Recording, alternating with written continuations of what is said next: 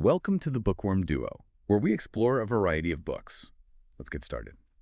Okay, so today we're doing a high-speed chronological deep dive into Veil. It's this novel that weaves together, family trauma and some really out there cosmic horror. And our mission for you is to follow the intense journey of the main character, John Calhoun.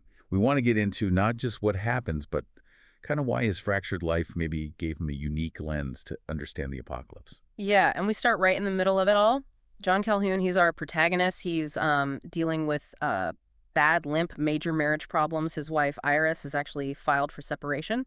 And his 15-year-old son, Sam, he's nicknamed his dad the Thief of Fun. Oof. Yeah, that tells you a lot about their dynamic, doesn't it? And it's right there, that family tension that really sparks the whole nightmare. John and Sam are arguing late at night, walking to get insomnia cookies. Classic late-night argument funeral. Totally. Yeah. Sam storms off ahead and then just vanishes in an instant. And this isn't just some local tragedy. It's the start of this nationwide terror. We find out 15,000 people have disappeared, inexplicably, always after sundown. And what's really interesting is how fast things escalate. It goes from just mysterious disappearances at night to, well, outright physical horror happening earlier, like in the evening. Yeah. We get our first, technical clue from John's mother-in-law, Patricia.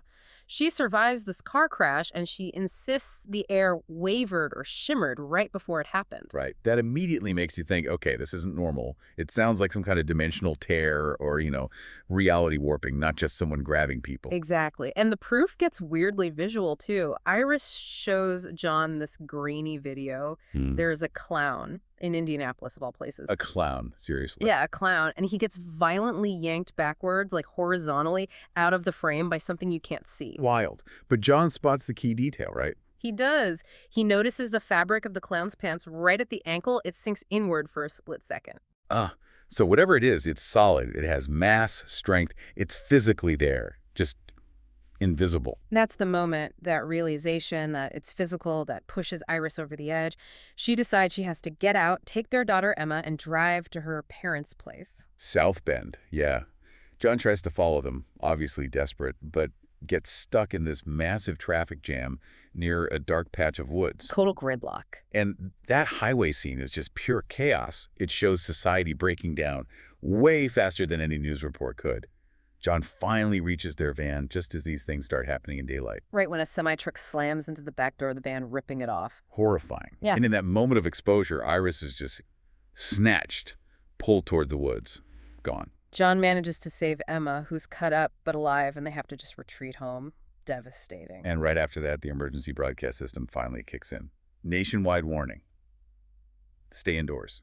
Period. So, okay, the apocalypse is officially confirmed, but you're stuck at home, these invisible things are out there. What do you even do? How do you prepare? Well, this is where it gets kind of darkly funny. Their only weapon is this ancient Ruger pistol from 1954, their great-grandfather's. And how do they learn to use it? YouTube tutorials. Of course. It's perfect, isn't it?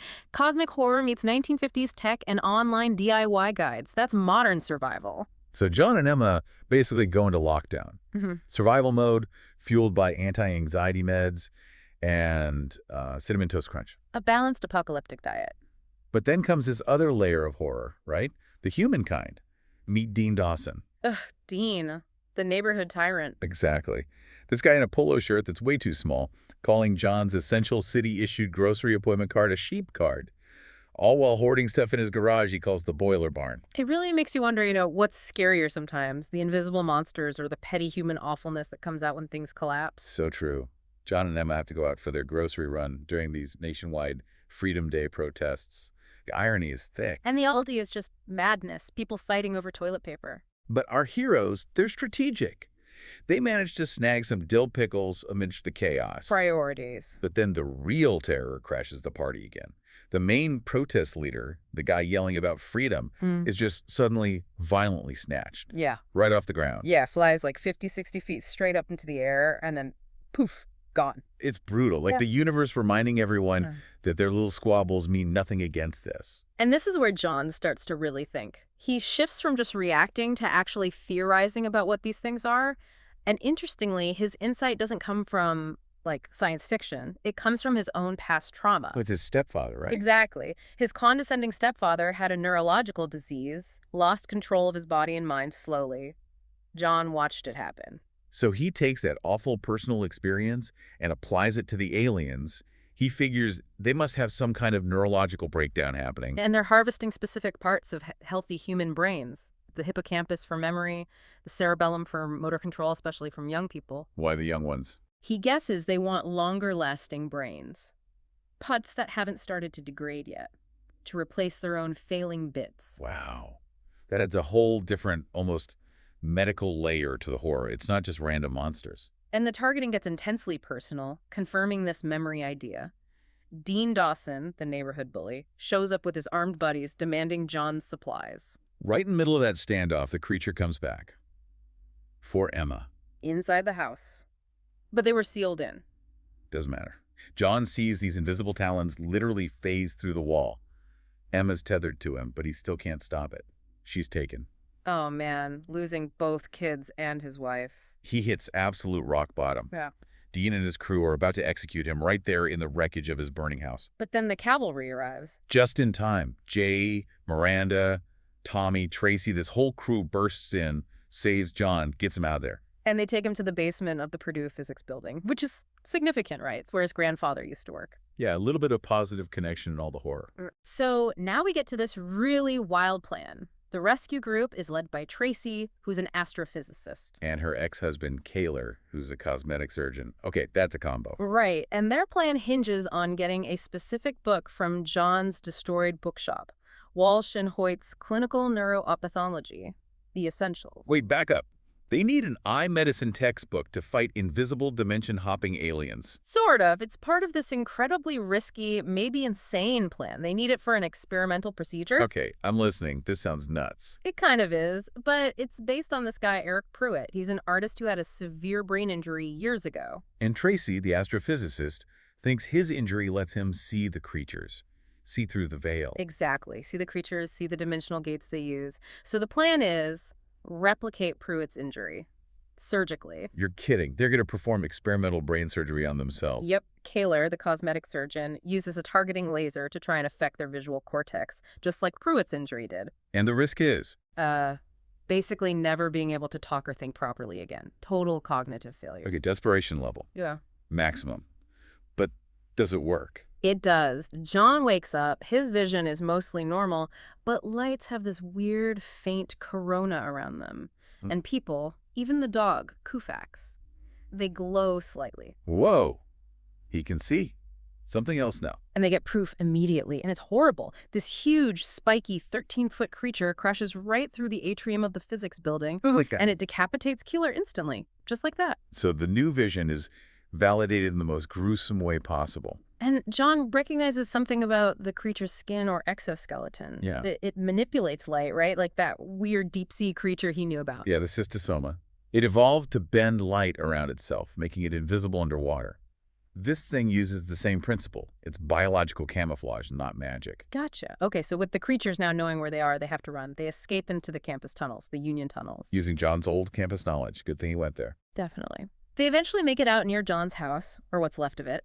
And there, in the rubble, they see it. The gate. The gate, shimmering, coruscating, exposed. But before they can make a break for it, Dean Dawson again. One last time, Dean and his posse show up, cornering them, trying to play King of the Ashes, proving his whole freedom thing was just about him wanting control. The irony. But the universe gets the last laugh. Just as Dean is about to execute John, this massive creature crawls right out of the gate. Oh, wait. And executes Dean instead. Just takes him out, like swatting a fly. So in the end, the neighborhood bully was completely irrelevant to the real threat. Wow. Cosmic horror puts things in perspective, I guess. So with Dean finally out of the picture, the path is clear. They go through the gate. And the dimension on the other side is bizarre. Violet, magenta sky, weird, glowing, undulating plants, and gravity feels slightly off. Alien for sure. And then they find the Valley of the Sleepers. Yeah, this is deeply disturbing. Thousands of abducted humans, kids included, lying in this perfect, healthy-looking sleep on these floating platforms. Next to their alien partners. What does that mean? It looks like some kind of horrifying nursery. Or maybe a harvest farm. The aliens are paired with the humans, presumably for the brain harvesting process. Chilling. But they find Emma, right? Yeah, they do. John finds Emma, wakes her, and she comes around immediately. Then they find Iris. And Iris has information. Crucial information. While she was dormant, she says some of the alien consciousness sort of seeped into her mind. She has fragments of alien memories. She can feel what they took. Okay, that's huge. Yeah. And it connects to what Maddie learns. Tommy's twin brother. Exactly. Mm. Maddie was also taken and confirms John's theory. The aliens aren't just using the memories as spare parts, they're using them as a homing beacon. To find family members. Oh my God, that's why they could find Sam, then Iris, then Emma. They were tracking the family connection through the stolen memories. That's the horrifying logic of it. The targeting wasn't random at all. Which leads to the climax. John finds Sam's body, but it's not Sam anymore. No. He realizes Sam's consciousness is gone, transferred into the huge winged alien creature on the platform next to his body. Sam is. The inhabiting it, yeah. And Sam, in this terrifying new form, communicates with John telepathically, confirms Iris and Emma are safe. And then he makes the ultimate sacrifice. He sees this horde of other creatures approaching, so Sam, as the creature, flies off, leading them away, drawing their fire. To sacrificing his second life to save his family. Heartbreaking. Absolutely devastating. But it allows John and the others to escape. So John gets back to our world. He's reunited with Iris and Emma. The core mission, getting the family back together, is achieved, but it's such a terrible cost. Yeah. The remaining group, it's 8 people, plus Koufax the dog. They load up a van with supplies. They're heading to Eric Pruitt's farm, this big 500-acre place, set up for long-term survival. So what's the takeaway? There's some hope, maybe? You mentioned Sam's original body? Right. June noticed Sam's human body was being guarded, even after the transfer, which suggests maybe the aliens still need the original physical parts for something. It's a sliver of hope. Maybe Sam isn't entirely lost. And they all still have the veil sight, right? They can see the coroners. They do. They're permanently changed. They know what the creatures look like, and they know what they're hunting. Those glowing components, those memories. Which brings us to a final thought for you. Listening. Now that John can literally see this glow, this corona around Iris and Emma, the very essence the aliens steal and use to navigate, to hunt, how does that change things? How does knowing you can see the target on the people you love most affect your relationship with them, especially in a world where that target makes them valuable, makes them prey? A heavy thought to end on. Thanks for joining us. Subscribe for more bookish adventures and hit that like button if you enjoyed the ride. Don't forget to share the knowledge, spread the word.